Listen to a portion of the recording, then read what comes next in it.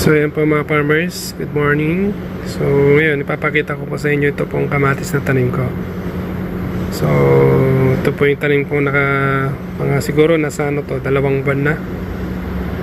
Ayan, so ito po ay kamatis at yung binhi po natin, yun po nabibili po sa palengke po dito sa Hong Kong. So yun, nagtanim ako. Buto po dati, pinatubo ko muna sa isang pot, tapos nung lumaki na mga ganito kalaki, tsaka transfer. So itong pinapakita ko sa inyo, ito po ay hindi pa na pruning.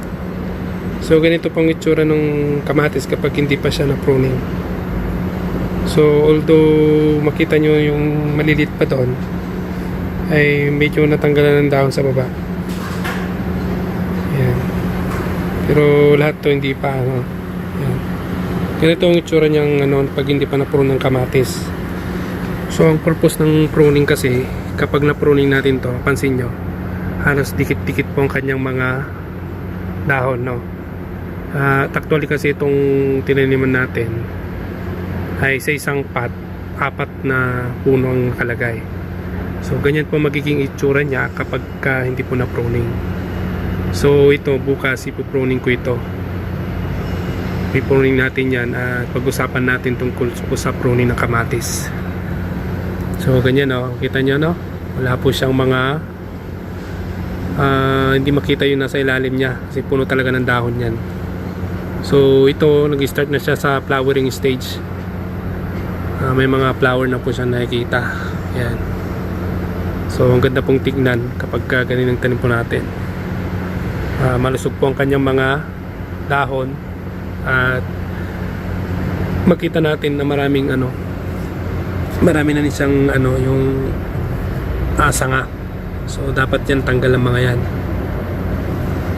So yan, ang kamatis po nasa 100 days po ang kamatis upon transplanting to harvesting.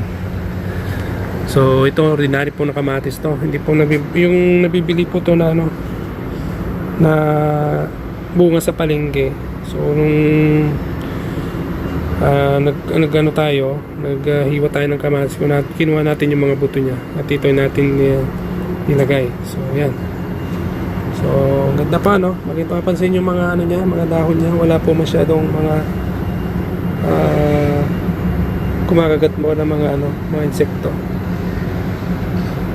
So simple lang po mag-alaga ng kamatis, napakadali. So ayan, itsura niya ng kamatis kapag wala pa siyang pruning. So bukas yan i-explain ko sa inyo yung pagpo-pruning ko. Sakto ngayon mararaw, kitang kita. So yan mga farmers, salamat.